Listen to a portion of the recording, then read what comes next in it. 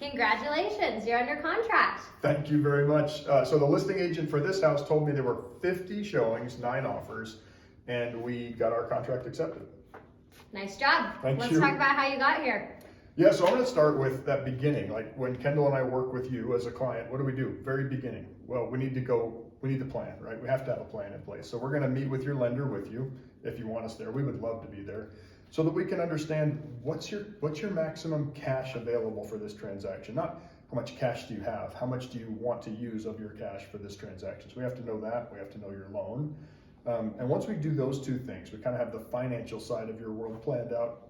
We need to sit down with you and review the market. We have to look at what's available. We have to look at it on the MLS, not on Zillow, not on Redfin, not on HomeBot. We have to get all of your eyes down into the MLS system so that we can see what's actually available. And that's how we start our process with you. Planning is important.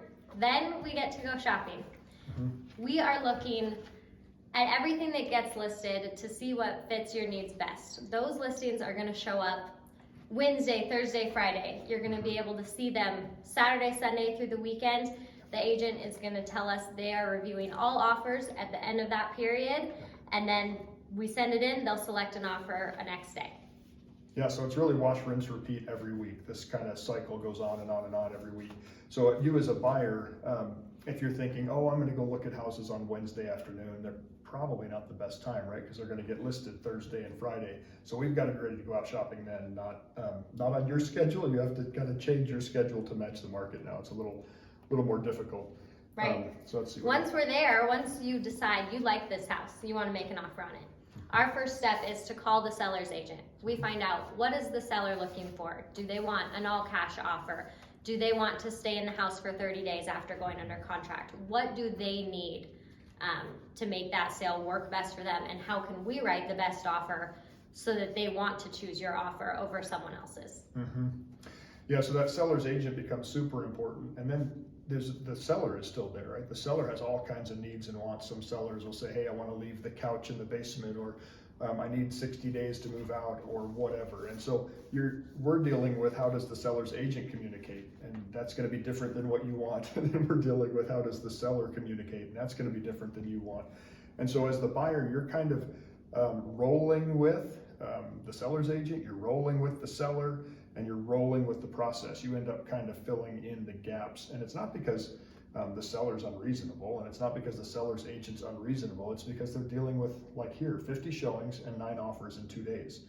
And so you're trying to manage that traffic. It's really difficult for them to, I guess, meet you halfway. They're just not. They're going to sit back, and it's our job to plug you into them.